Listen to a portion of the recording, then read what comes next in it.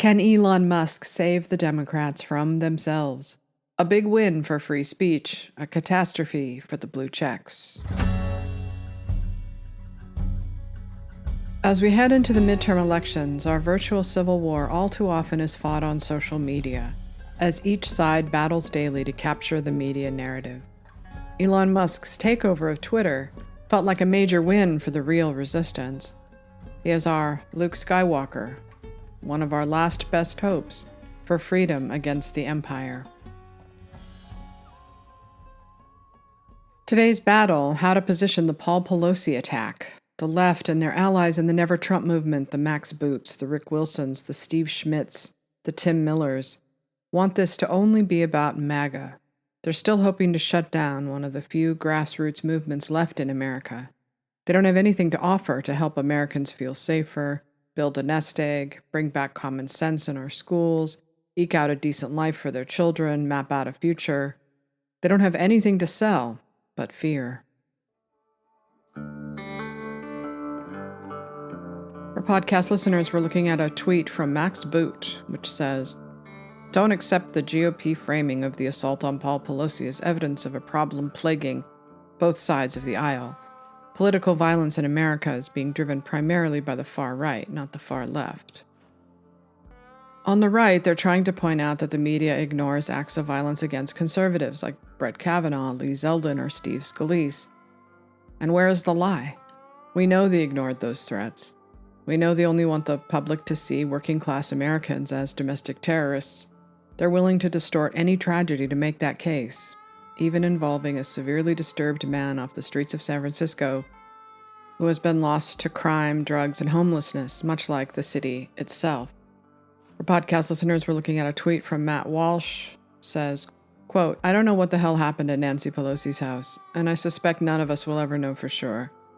But I do know that trying to paint a hippie nudist from Berkeley as some kind of militant right-winger is absurd and will always be absurd," end quote.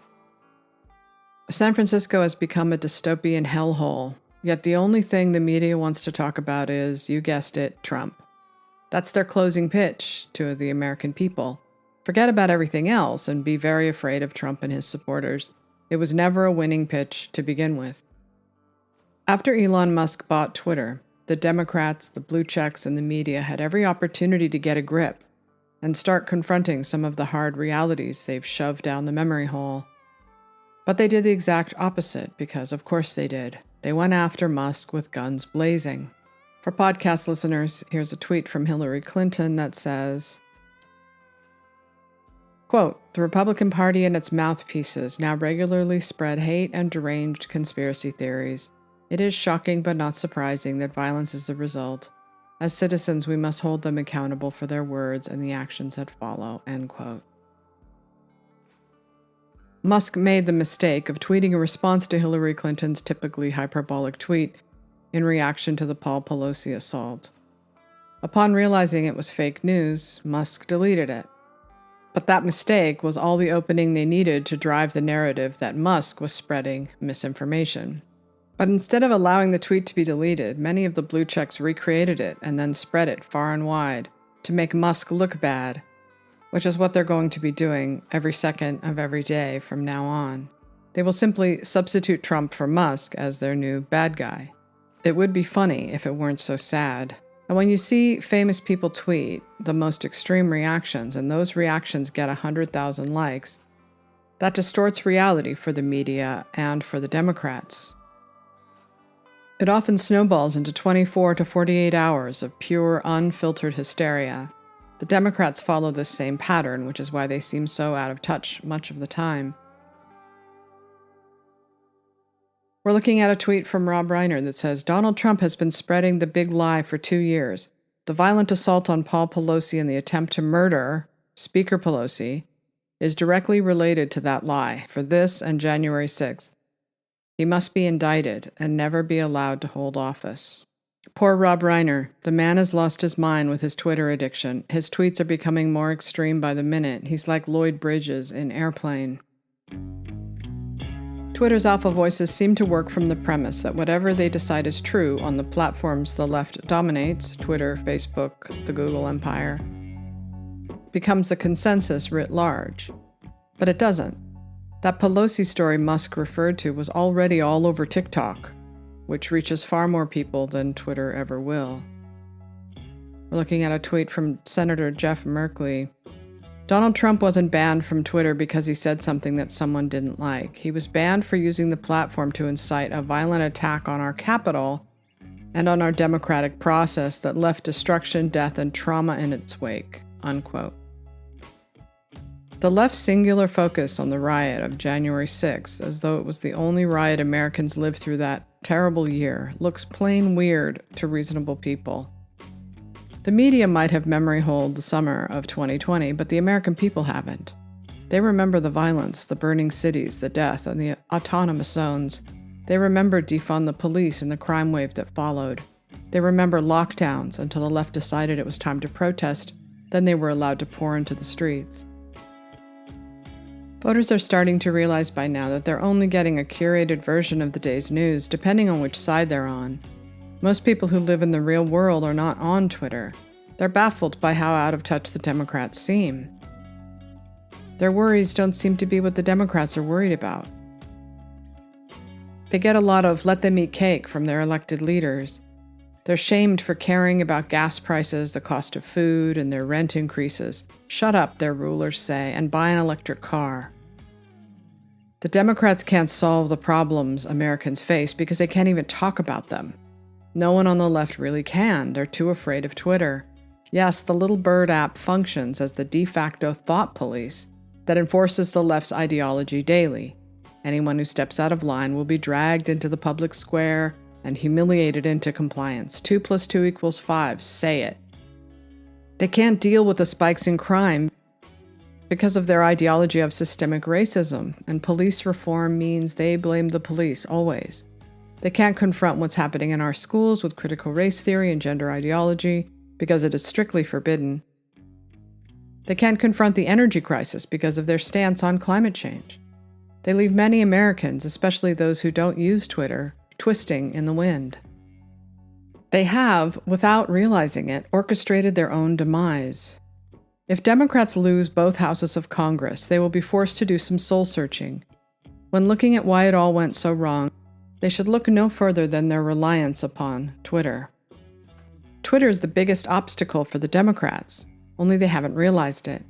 They pay attention to the media narrative, which often comes straight from Twitter. They say they're worried about misinformation, but they dish it out in ways that have catastrophic effects on the public. The media doesn't talk about it, so it never gets properly addressed. How many major news stories were flat out wrong? Some have led to real-world violence.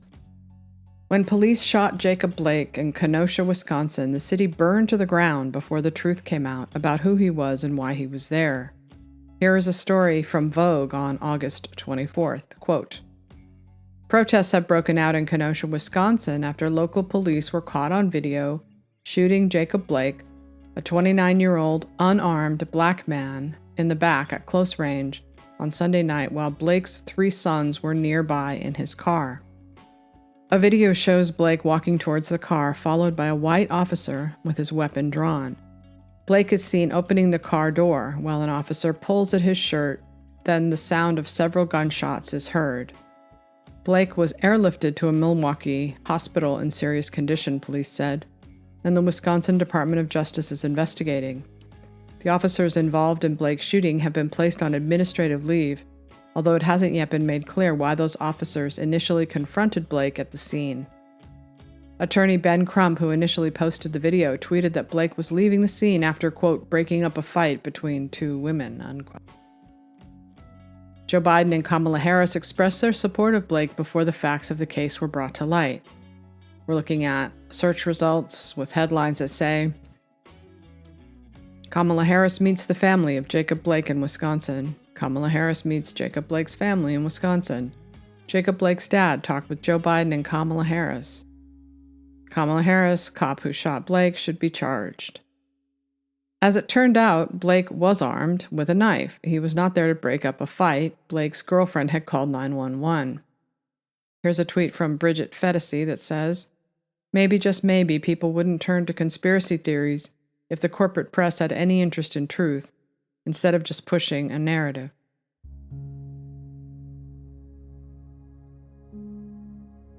Why did it take so long for the narrative to be corrected in the Blake case? Did it have anything to do with the 2020 election?